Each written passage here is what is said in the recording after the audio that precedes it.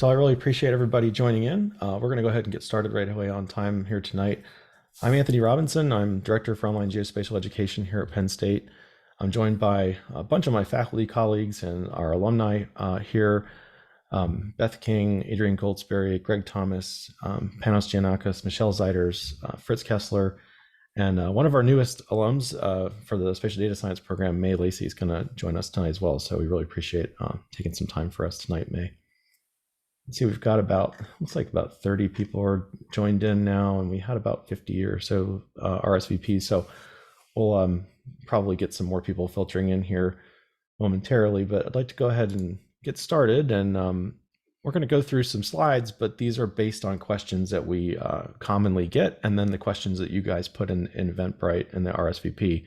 I see that there's already some folks putting some stuff into chat here for us to address. That's perfect.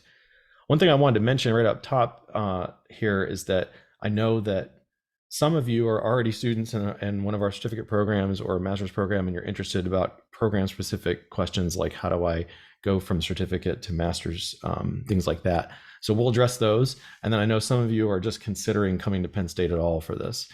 So we're going to talk about some things that might be a review for our current students. And so I apologize for that in advance, but there's kind of no way for us to do two separate info sessions. It's kind of better for this to be all together anyway. All right, so we'll go ahead and get started here.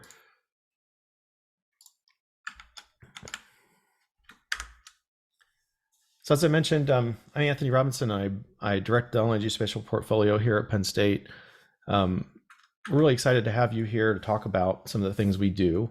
For those of you who are already in our programs, you know all this stuff. We offer certificate and degree programs that are completely online in a range of topics in GIS, geospatial intelligence, remote sensing, programming, web mapping, and spatial data science. To give you some context for what we've done, members of our team have been teaching and working in this area for a long time. So since 1999, actually, these programs have been running. And we've worked with about 7,000 students like you, which is really special for us because we've gotten to know so many different people from all over the world. We have worked with people on all 7 continents. That does include Antarctica. We've had some people take our classes from working in science down there. So 7 is not a typo here. Our alums work for a lot of different places, about 300 different employers last time we checked, and they report about 200 different job titles. And we're proud of folks like Angie Chang, shown here, who worked for the International Red Cross as well as Amnesty International, did her master's with us. A perfect example of one of our star students. When we ask people kind of what are the things they do and work on in this industry, some of you are thinking about kind of transitioning in the geospatial industry. Some of you are already in a program and you know a lot of this stuff. But the bottom line here is that there's a lot of employment opportunity in this industry, in this sector right now. Some of the big players like Esri and Mapbox and Boeing and maybe Department of Defense and government things you might be expecting. And then on the business side, companies like FedEx, Bank of America, Starbucks, you name it. Anybody who has to, think about location, if you consider some of the recent stuff that's been happening around supply chains, for example, needs to consider how mapping and spatial technology work together. We've heard a lot from our students about different job titles they have. Sometimes they say things about GIS or geospatial in the title. Sometimes they don't. Sometimes people are just considered to be software engineers or, civil engineering consultants, things like that, energy analysts, but they essentially do geospatial work all the time. One of the alums I wanted to point to tonight, I mentioned in the intro here, we're really excited to have May Lacey with us. So May completed her Master of Science in Spatial Data Science in 2022, came to campus for graduation in December, and we're really happy to have May aboard with us tonight. May is a data science fellow at Conservation Science Partners and works in conservation biology and the intersection between that and spatial data science. So a really, really wonderful example for all of us to kind of look towards as kind of the quintessential student in our program. So May will be around as well to talk about some of the kind of common questions people have. And we really appreciate you joining us tonight, May. It's super nice of you to do that. We didn't give May anything we didn't bribe her at all. We should, but she's just doing this because she's super nice. So we're really excited to work with folks like May. Our curriculum spans a bunch of different topics. We have about 30 courses at this time touching on pretty much every intersection of GIS, geospatial, programming, remote sensing, geodesign. And all of these classes are designed as a collaborative effort between faculty here at Penn State and learning designers who go to school to learn about how to deliver online programs. So it's not just professors recording something and kind of making it up on the fly. And we've been doing this for a long, long time, way, way before COVID caused lots of people to kind of take their programs online. So our classes are designed with care around that. This is not something that we just kind of like threw in the can and then started to do this recently. I think it makes a big difference in the quality of our programs and our outcomes. So it's something to ask about if you're thinking about other programs, like how do they design classes? Do they work with people who are education experts, or they just kind of hope that people come up with good stuff on their own? One of the things that we really work hard on, and I'm joined here by some of our advising team, like our professors, Beth King and Adrian Goldsberry, Greg Thomas and Fritz Kessler.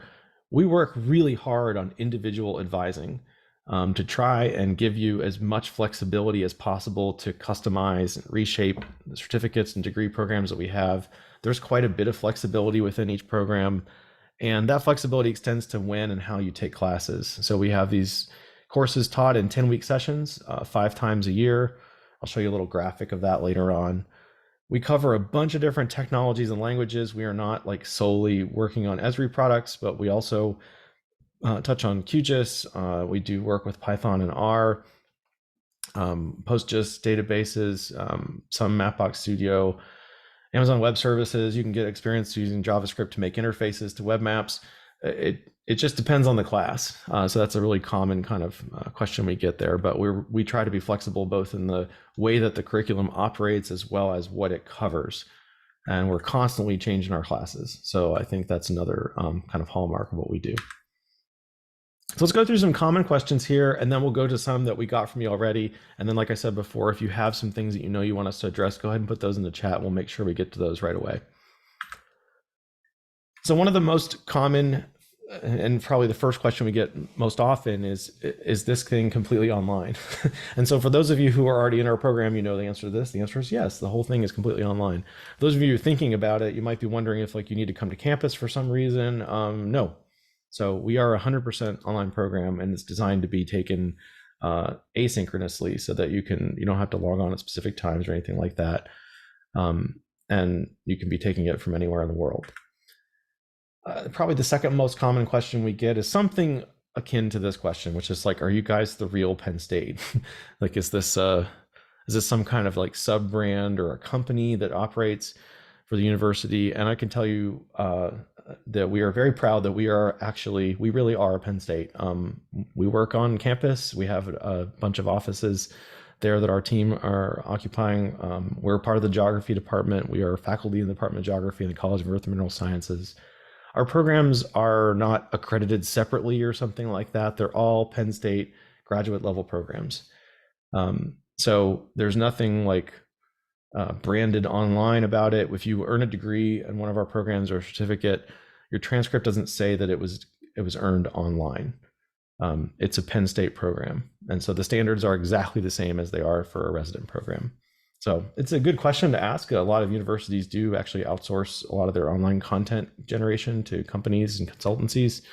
And some universities do have like a separate brand that offers online programs. So it's a good thing to question when you're shopping around for options.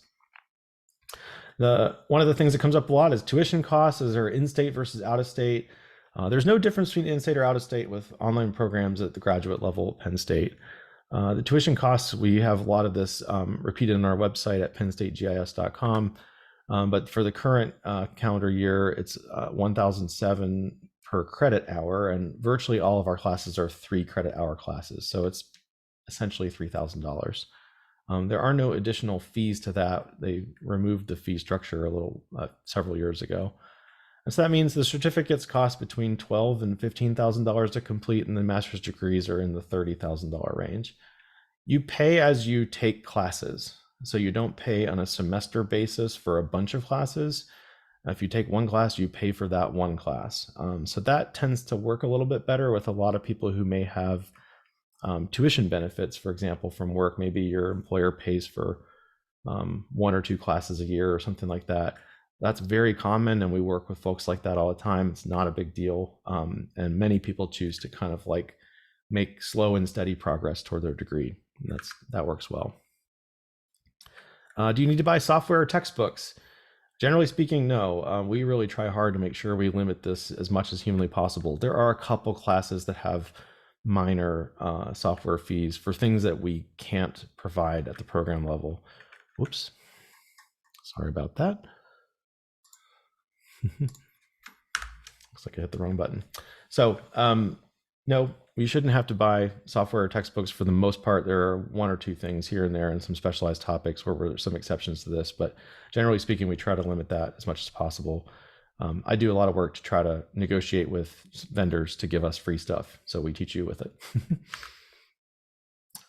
Another questions related to that is, are there scholarships available? We do have some scholarships, and Beth can put one of the links into the chat to our kind of tuition financial aid scholarship page for our website.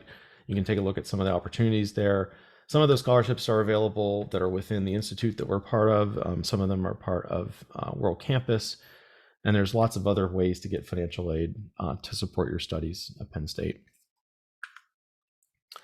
So I think I'm going to switch it over now and throw it to Beth, who can tell you about this particular question. Can I skip certain classes if I'm qualified? Beth? Okay. Hi, everybody. I did just put that chat or that link in the chat. So this is one of the strengths that we are proud of. As Anthony mentioned, we have a lot of good advising. We have people advising in each of our programs. And so we will talk to you about your previous experience, previous education, and decide whether or not you need a particular class. So we have a lot of students who have had a lot of GIS experience with ArcGIS Pro, various things. And so we can discuss what that experience is and then figure out, maybe you don't need any introductory classes and you can jump right into some electives. Obviously, some of the programs that you have some certain requirements to earn a credential, but we really are very flexible with trying to make those classes match your skill level as much as possible. So yes, we can definitely allow you to skip some classes if you're qualified. Thanks. What about how much time do people have to complete their degree? Yeah, so this one, the clock does not start until you start a degree. So if you're in a certificate program, you don't really need to worry about this. One thing to think about is that the graduate school, if you decide, let's say you're taking some classes in a certificate program and you want to move those credits, you can move up to 15 credits of non-degree coursework into one of our master's degrees. The graduate school likes those credits to be within the past 5 years. So that's one timeline to remember. But once you start a master's degree, you have 8 years. And the clock doesn't start until you start that master's degree. So it's very forgiving. We have a lot of working professionals. They change jobs. They, get bigger families, lots of changes. So as we will encourage you to try to kind of keep going and not have big gaps, but we understand that if you do need to do that, and it's quite flexible in that regard as well. Yeah, and I've included the graphic I promised earlier here about like how our terms work. So we have fall, spring, and summer semesters at Penn State, but you can take classes in fall 1 or fall 2. We have these 10-week terms that overlap a little bit. The idea here is offering 5 different times a year to take classes hopefully makes it easier for you to kind of pick and choose. Maybe it's 1 or 2 or 3 of these times, or all 5, that work really well against your professional and personal needs. There's no problem, for example, in taking one class in the first fall session and maybe then just waiting till the following summer to take a class then. Not a big deal. Beth, what about transfer credits from another program? You just went over some of this just a second ago. Yes. So if you have started in another program, you can transfer up to 3 credits into a certificate program and up to 10 credits into a master's program. So we are willing to work with you. We get the class description. We look at your transcripts. One caveat is that you do need to be started in our program before that can formally happen. But yes, we have students bringing transfer credits from other programs all the time. Thanks. All right, Adrian, uh, what will people do in class each week? Hi, everyone. So, of course, there is some variation from class to class, but in general, you can expect to do one or more of the following. So, you'll usually have an assigned reading or two, either from outside journals or some other kind of reading, and or text that perhaps the instructor of the course has written themselves. You'll usually participate in some kind of discussion forum relating to that particular week's lesson material or topic. Um, you usually do some kind of lab or project activity using ArcGIS Pro or one of the many other software programs that we teach in our classes that Anthony went over earlier. And many of our courses have final projects. So frequently towards the second half of the course, you'll be starting to work on that as well, and you'll devote a little bit of time each week to that project. Yeah, thanks. So we'll kick it over to Fritz Kessler now, and maybe Fritz, you can tell us a little bit. We had a bunch of questions about this, also from folks in Eventbrite, about the different application options for our master's degree program. So, what's the accelerated application route for the master's degree program? How does that work? Yeah, so the accelerated admissions is an excellent opportunity for students that have started one of our certificate programs and have completed three of the classes, maintained a GPA of 3.67. They can apply for the accelerated admissions, which basically means that after review of their credentials, they can then go ahead and start into the MGIS program without having to go through the formal application process. So it's a way to speed up entry from one of the certificate programs into the MGIS program. Thanks. Yeah, and one of the ideas there too is that, in the past we put a lot of effort into trying to figure out if people were kind of ready to do a master's degree, and then we noticed that folks who did well in the certificate program usually did really well in the master's degree program. so so you can basically prove it. This also helps with people who maybe, like, when you went to college, it was a long time ago, and perhaps you weren't as serious as you might be now about your studies, so your grades and things like that are maybe what they would be today. We've had folks join us, 30 years after they took their last college courses. So the accelerated option kind of lets you show us that you're ready to go. And we really like having that recent feedback about your performance to work with that as the main criteria for entry versus other things like test scores and what you got in Communications 101 back in 1987. That's not as relevant. So it's been a nice route. Lots of people take advantage of this. And if you have more questions about it, we'll be happy to answer that. So along the sort of related lines, I wonder, Fritz, if you can tell us a little bit about some of the final project options that you have for the degrees for both the MGIS and the Spatial Data Science Masters. So for the MGIS degree, there's a capstone project, and that essentially involves you coming up with some kind of a applied project. A lot of people choose coursework that they have done, a project in one of the classes, and modify that and mature that into a capstone project. And the capstone involves a two-course sequence. It's basically 2 10-week periods that you work on the project with an advisor who helps guide you along that process. For the spatial data science, there are two options. One is the thesis option, and that's more of a traditional thesis that you would expect to find in a master's program. For others, the spatial data science also offers a one-course sort of project culmination, where you work with an advisor through a 10-week period and culminate with a paper that is of the quality of potentially being published, although you don't have to have that paper published to meet the criteria for that course. So there's a wide range of options for you depending upon which degree that you choose. Great, thank you. Yeah, lots of different pathways to complete your degree, I guess I would say. So again, thinking about flexibility, that's kind of one of our big things. So let's go to some of your questions that you gave us in advance.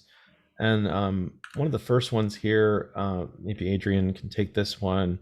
And maybe May as well, if you're willing to chime in on this, May. So Adrian, tell us about, do you need to take classes continuously to remain enrolled? And then maybe May, if you could tell us like, how many classes did you take each semester and what was helping shape that? So this is Adrian. So the short answer to this question is no. We know that life happens, and as Anthony mentioned earlier, flexibility is one of our core values. So if you need to take a session or even more than a session, or 2 or 3 off, and take a little time off between your classes, that's totally okay. If it's been more than one semester since when you last took a course, you would just fill out a simple form with the graduate school that would get you kind of quote unquote back in the system so that you can enroll in your next class. So if that does happen, you can always just send us a message. I'm one of the certificate advisors, and like Anthony said, you'll be assigned an advisor when you're a student in the program. So that's always something that you can communicate to your advisor that you need to take a little time off. And when you're ready to start back up again, you would just get in contact with us, and we can help you through that process. May, do you want to add anything to that? Sure. Yeah, thanks. I can definitely just add sort of some of the thought process behind how I kind of determine my schedule and how many courses I would take for a term and things like that. I know that when I had started out, so I was working full time for the duration of being in the program. And initially I was thinking, okay, I'll take 2 courses during a term, see how that goes. Definitely felt like that was probably the maximum that I could take. And even then felt pretty busy, both with work and then the coursework. But I would say that 2 was probably the max that I could take. And so that was kind of moving forward. If I knew that I wasn't going to have many work or personal commitments, I would at most take 2. For the large majority of time, I would take 1 during a term, and that would be how I kind of moved through the program.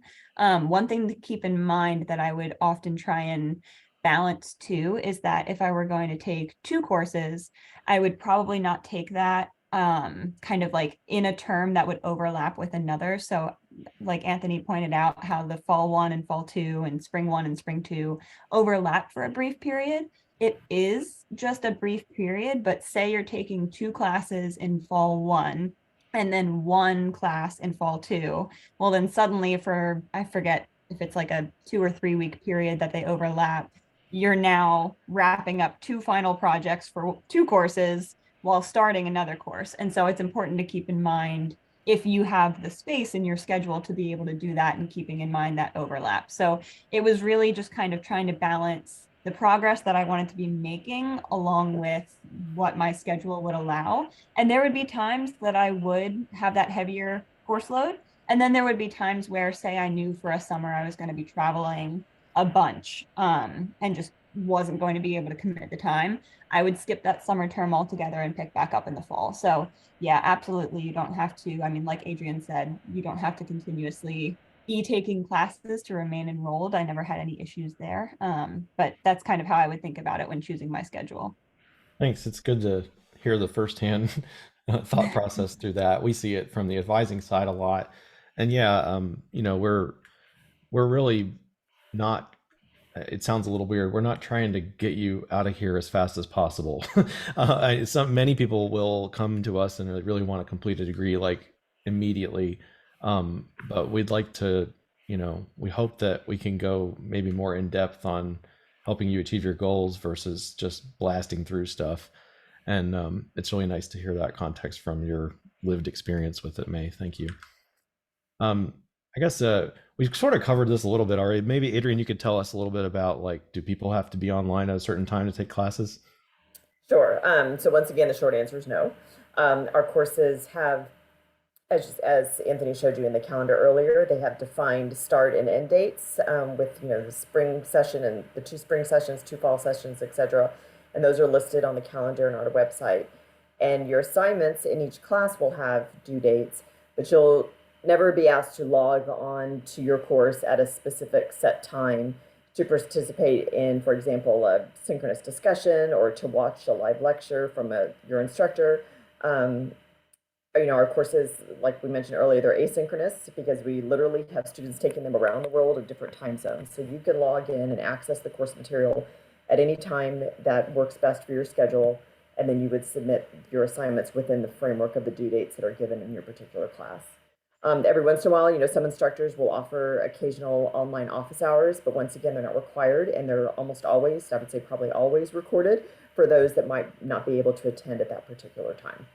So once again, flexibility is we try to be as flexible as possible, and like we said, we've got students taking classes, and they're awake at all different hours, so you can access the course whenever you need to, and you won't be asked to log on at a specific day and time.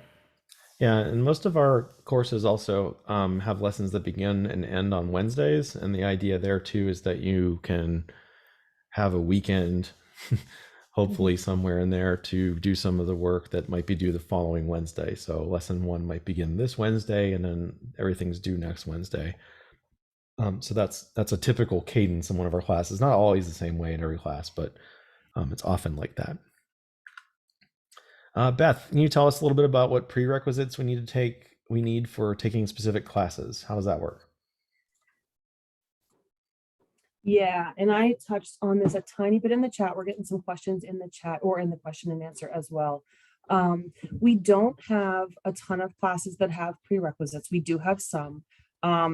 Again, we sort of focus on talking to you up front, figuring out what you need, what you know already, and we make a plan for you. So the goal and the idea is for you to sort of make a plan right at the beginning and to know what path of classes that you're going to take. So if there is a class that you're interested in that does require a prerequisite, we'll talk about that right at the beginning and make sure you're getting that. Yeah, and it's if you're curious, if you're not sure, just ask. So we'll show you our contact stuff in the end as well, but you can always email us at info@gis.psu.edu. Whether you're a current student or just thinking about doing that, and we can help you make a good decision. So sometimes it's hard to know, like, okay, I've done a little bit of Python, like, is it appropriate for me to skip Geography 485 and take Geography 489, which is like our advanced Python class?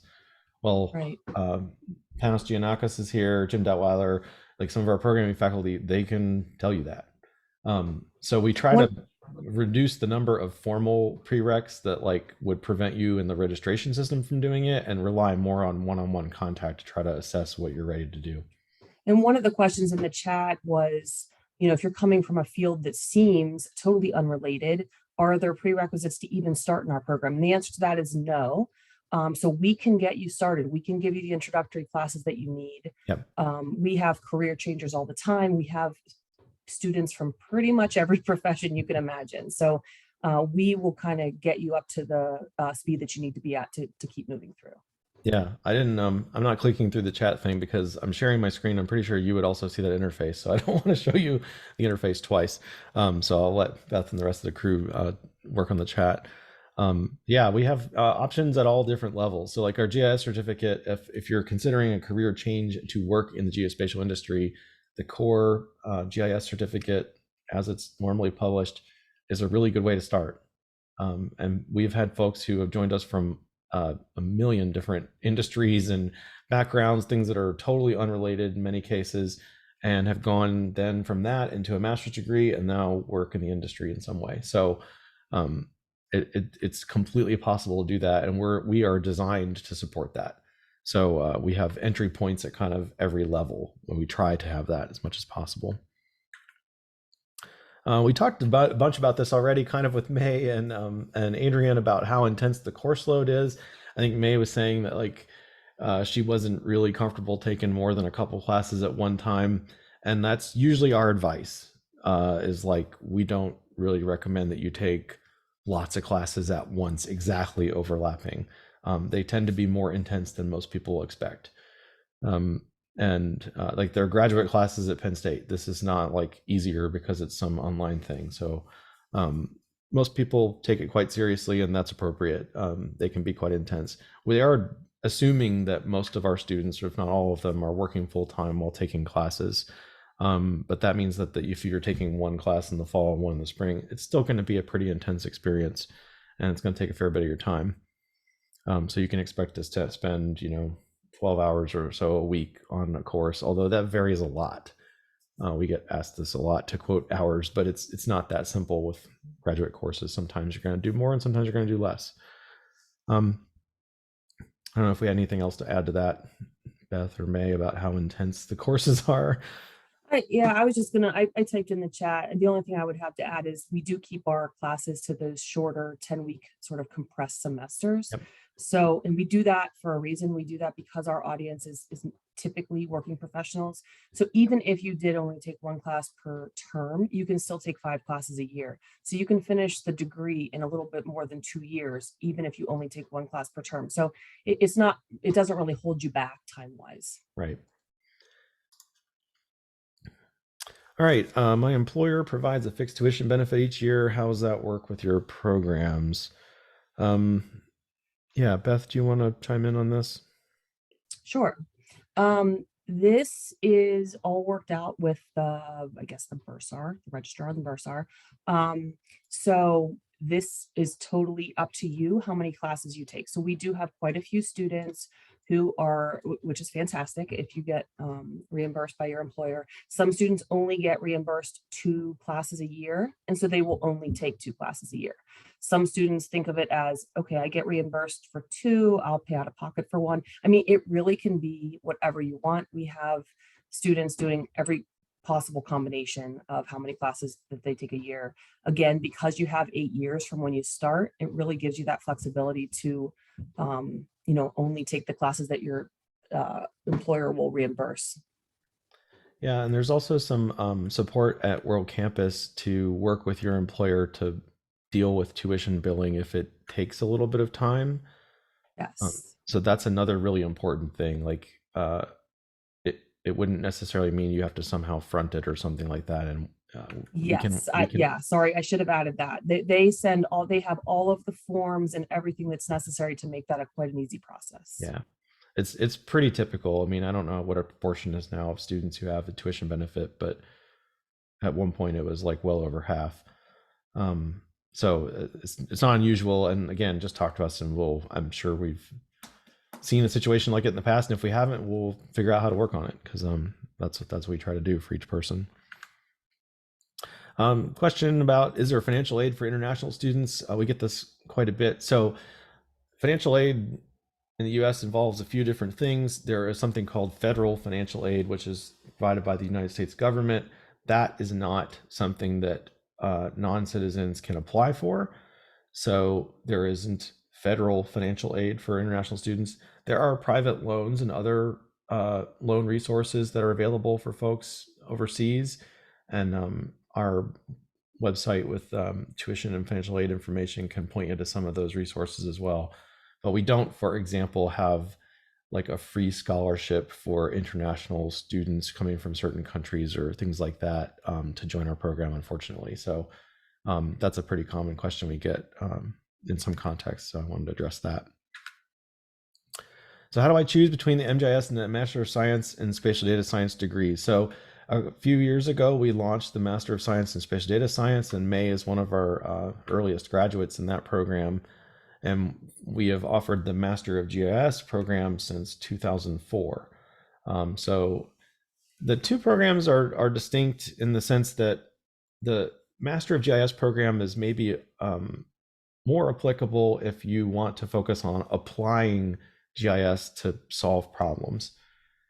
The Master of Science degree is a better fit if you want to be creating some new tools, creating some new science to advance the state of the art in geospatial technology and science. So it's a subtle difference. I mean, one of the ways it plays out is that in the MS degree, you are required to take some programming courses, and we have more statistics and analytical methods that are required in that major. And you have maybe more ability to take application-oriented electives in the MGIS program. So that's one way to kind of think through some of the differences. Fritz, is there anything you might add to this as well? Like, since Fritz chairs our admissions for both of these, so he can tell you more about kind of how people choose. Yeah, I think you covered that very nicely. I would add that the spatial data science degree is more focused on the programming aspect of wrangling data, looking at data, seeing how to visualize data. trying to understand patterns, trends, relationships in that data. Whereas the MGIS program is more using tools that are specific to GIS to investigate and understand data. So there's, as you said, the differences are subtle, but I think in the process of working with the data, there's a pretty distinct understanding of what GIS and then the spatial data science does on the data. Yeah, and one of the things that kind of leads into, I think, the next question here is that for folks who are thinking like someday I might go on to seek a PhD, there could be advantages to having a Master of Science degree in your background and a thesis. Like May was was our first thesis completer actually in the SDS program. That can make you more competitive to join many traditional PhD programs. So that's something to consider as well. Having said that, we've had quite a few MGIS graduates go on to do PhDs. So there's no like, nothing prevents you from doing that. Far from that. This leads to this question here. We get this fairly often. Will you have an online PhD program soon? And we don't have any plans to do that at the moment. It's quite difficult to come up with a model for that does justice to a doctoral program, is intense enough and brings in all the elements of earning a PhD into a completely distance-based environment. Lots of PhD work is in a lab with a bunch of people that you work with all the time. It's full-time work. It's networking and science and working across campus. And I mean, it's a little bit difficult to imagine. So the model for like an executive focused PhD program, I'm sure we'll develop at some point. But at the moment, we don't have a specific plan for that. All right, so let's get into the more fun stuff here, where we have like a kind of random grab bag of questions. I made a slide here with some of the ones that were additional kind of unique questions within the Eventbrite interface. So thanks to all of you for chiming in on that. It's really great to see this kind of interest. One of the questions was, do you need a geography degree to come in and do a master's certificate? So we kind of talked a little bit about the background thing earlier. You definitely do not need to already be a geographer to start one of our programs. We don't assume that at all. And you could begin the GIS certificate having never made a map before in your life. And that's awesome, actually. We are really excited about that. On the other hand, we also have students who have been doing this work for 30 years and maybe never went to school for it and didn't, gained all of their experience on the job and would like to formalize a lot of that, or specialize in a new area, or pivot to work on like crisis management or something if they might have worked in meteorology for years. So yeah, your background is not, we don't like pre-screen by background. Recommended prerequisites for the spatial data science program. Fritz, do you want to maybe take a stab at that?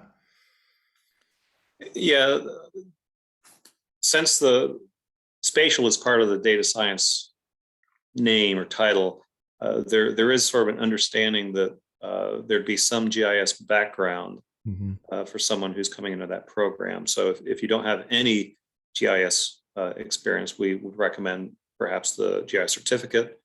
Prior to that would give you the requisite knowledge with GIS to help you navigate through the coursework specifically.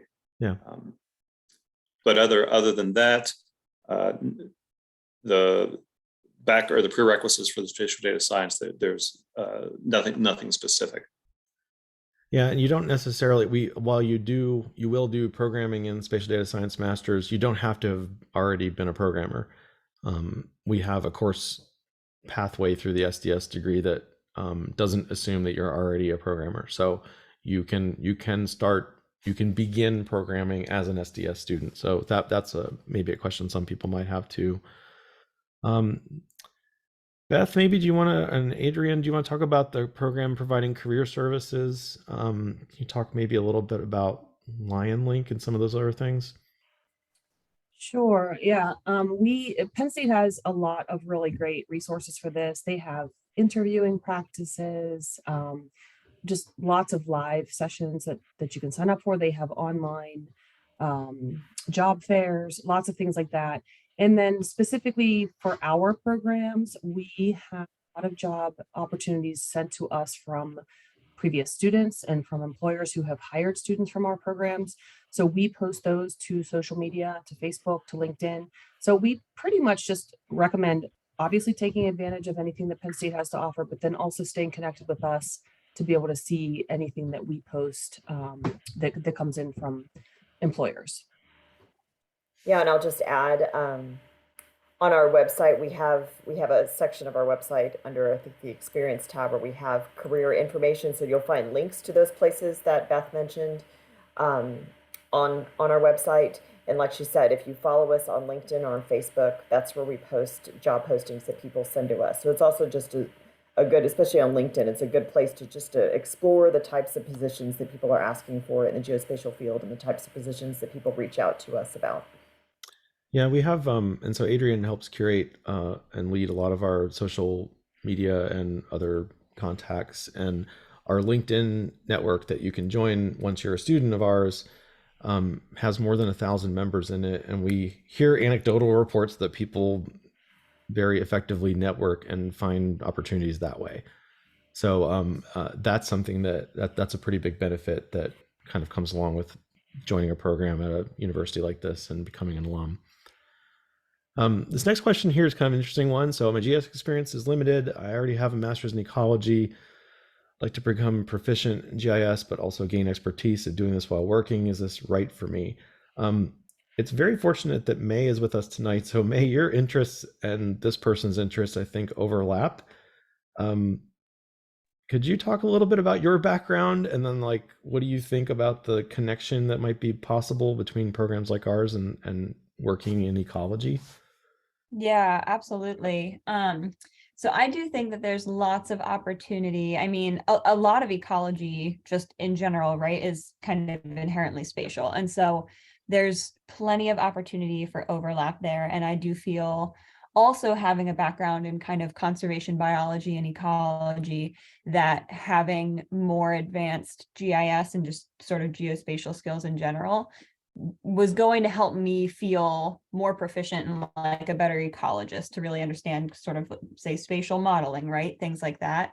And so I do think that, I mean, this is a great question. And I do feel like this program, it'll help to both become proficient in GIS, but also help you gain expertise and in the fact that there are courses that are specific to, say, GIS in environmental conservation, or I'm blanking right now on the specific course titles, but there's at least one, if not two, that is like strictly focused on sort of like environmental applications of GIS, things that are tied to conservation, ecology, sort of the foundation of GIS and its applications in that space. So you can gain expertise that is both sort of that skill set in GIS, but also how it applies specifically to that area that you're already working or studying in. The other thing too is that I have felt very supported in terms of selecting, say, final projects at the end of a course, where maybe a course is not necessarily focused on conservation or ecology throughout the duration of the course, but when you select your final project, it can often be whatever topic you choose, as long as you're applying kind of the principles and the concepts from the course. And so I would very frequently have projects that were based in kind of ecology, conservation, that were tying in the GIS skills I was learning throughout that 10-week period. Yeah, thanks. That's a really good answer. So yeah, we've got a couple classes. Geography 487 and 587 are two different courses at different levels. Environmental Applications GIS and then Conservation GIS Seminar. And then, as May said there's lots of opportunity for final projects and your culminating project. So if you do a capstone or a thesis to finish out your degree, I mean, most people are taking that opportunity to try something or to establish a topical area. And so it would be quite common that would cross over into something like ecological work. It could be all kinds of things though. Yeah, and actually, if you don't mind me jumping in with one other thing Sure. that I would like to touch on here is the part about how this person would be doing this while working. One of the things that I found really beneficial was that, for example, when I was taking a course in programming in Python, I was able to put together, essentially write a like an ArcGIS Pro tool in Python that was a custom tool for something that I wanted to be able to automate in my job, that I was like, okay, this would be a great final project for me to work on this and have it be relevant to what I'm thinking about at work, and have it also be relevant to the skills I'm learning in this course. And so there are benefits too for if you're doing it while working and you have sort of overlap between those two domains of work and this program. You can kind of think about those things simultaneously and kind of being like, how do I take these skills and help use them, or how do I use them to solve problems that I am trying to deal with or optimize or things like that in work at the same time. Yeah, thanks. It's really good to have your on the ground experience, having just done this recently. So I really appreciate it. We should be paying you. Next time. Yeah, it's really nice. So I think that's like one of the neatest things is that we're sort of hinting at a little bit here. It's like we got to meet May at graduation back in December, and our students who graduate from the master's programs, lots of times will come to campus and we have a special reception and stuff for everybody. People bring their families, and it's often the first time that our students have come to Penn State in many cases. And it's the first time that we get to meet you guys face to face. It's really cool. So it's hugely motivating to see you guys do outstanding work and to be part of that story. So that's something that's a little bit less tangible. It's not something that's on the website. It's not as easy to see, but people in this program really care about each other and this community, and it's cool to have members like May in that group. Just to be conscious of time here, we have like 12 minutes till the top of the hour, and I want to make sure we keep this snappy. So what kinds of undergraduate coursework help in preparing for the MGIS program? Thinking of Python stats. Certainly taking Python courses is not going to hurt you at all. Understanding things about the Python programming language and how it will help you a lot for automating geospatial processes. And it's one of the most employable things you can do to sort of improve your chances on the job market. You don't have to have already done that stuff though before you start a master's degree program. So just to be clear, like we don't expect that you've got that background necessarily already. We have classes where you can get that skill. We talked a little bit about transitioning from the GI certificate to the master's program, paperwork, references, GPA, et cetera. We talked about the accelerated application option, which if you've taken your first 3 classes with us and you've earned at least 3.67 GPA, that significantly reduces the paperwork burden for applying. And it also means that you can be admitted on a rolling basis. So it's not like you wait 4 months for a decision. It's more or less every month we make decisions on those. So the accelerated option is intended to significantly reduce the paperwork because you've already proven it. You've done well in classes with us recently. That's basically the upshot of that model. Our master's students typically in school full-time. People often work and study full-time consecutively. We've heard a lot of great feedback from May tonight about how things work. Most of our students are working full-time. Not all. Some people are not working. Some people are retired, which is really cool. So coming to school, because they were interested in the topic. Most people are working and studying full-time. And for that means, though, that not necessarily that you're taking tons and tons of classes at once. Usually quite the contrary, like 1 or 2 a semester is plenty. And you can make decent progress because we have these 10-week terms, like Beth was saying. You can finish up your degree in a timely manner, even with that flexibility. Is there a financial assistant for federal employees? Hopefully someone on our team can put the link in the chat. There is it's not, I'm not gonna lie, it's not like a terribly exciting discount, but Penn State does have a negotiated deal with, oh gosh, what is the name of that federal agency? Anyway, for all federal employees, there is a 5% tuition discount. So don't all rush at once to the application page for that. It's 5% though, it matters. It's, it's still a lot of money.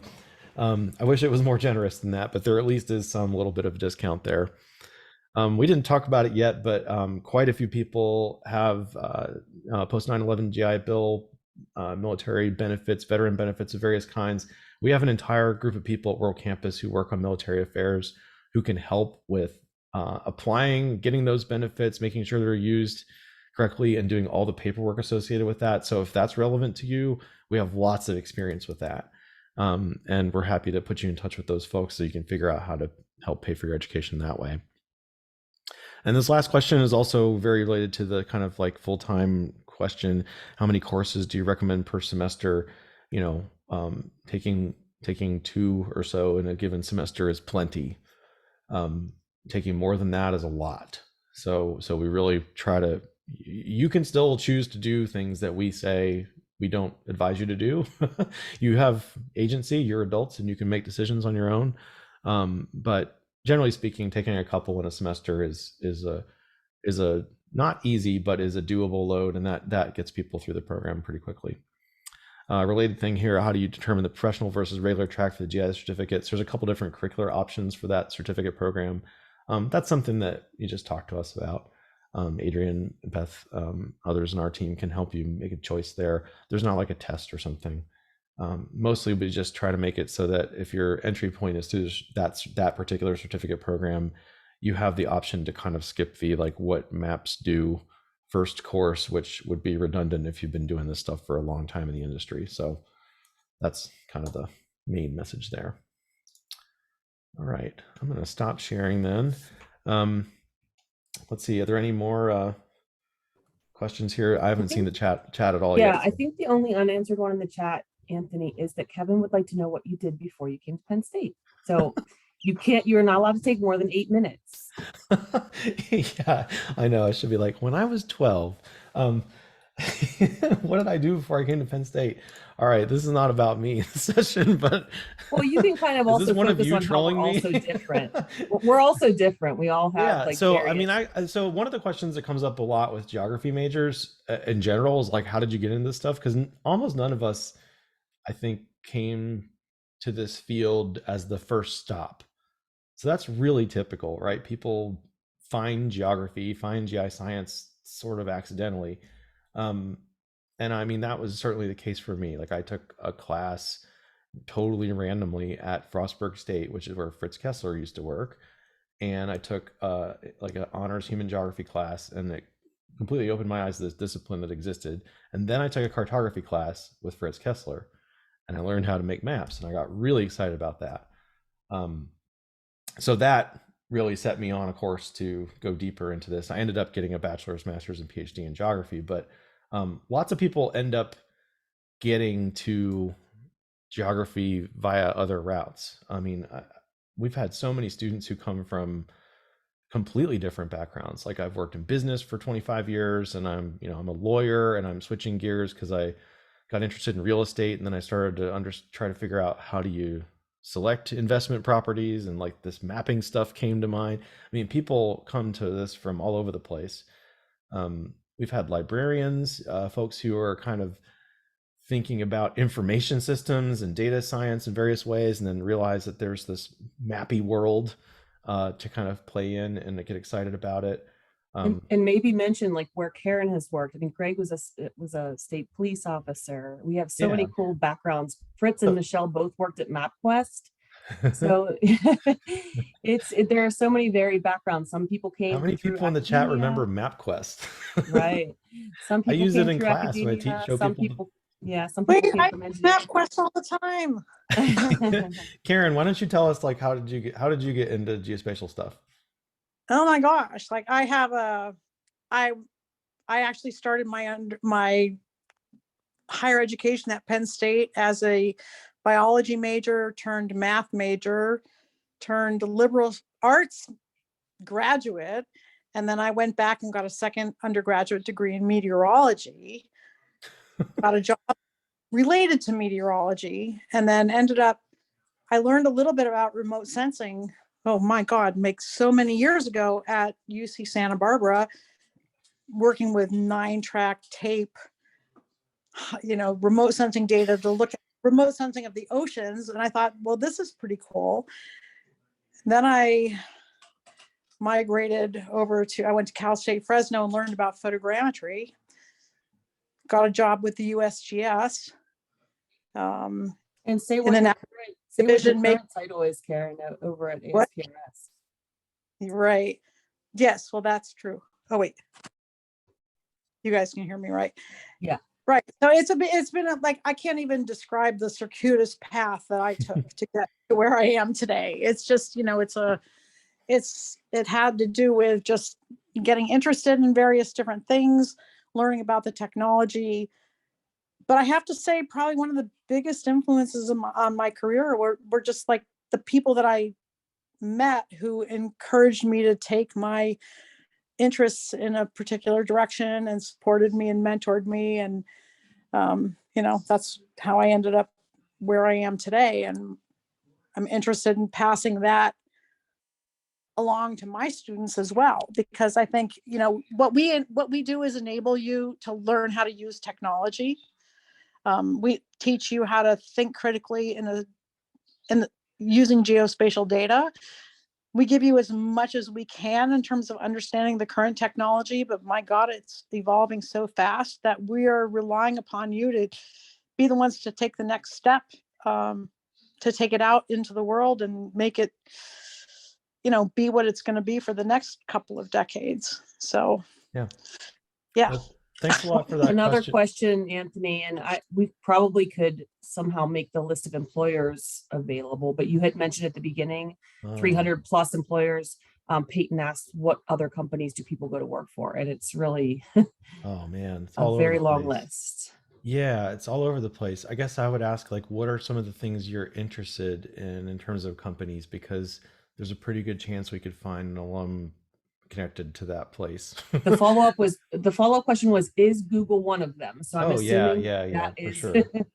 Yeah, so all the like FANG companies, for example, um, uh, every major tech company, like Uber, for example, um, is building their own base map. They have been for a while.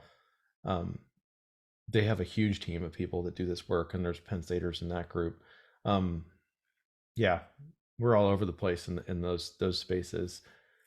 So I think it's exciting though that there are other sectors that are maybe not as expected sometimes. Like the tech places obviously are like everybody probably can imagine that.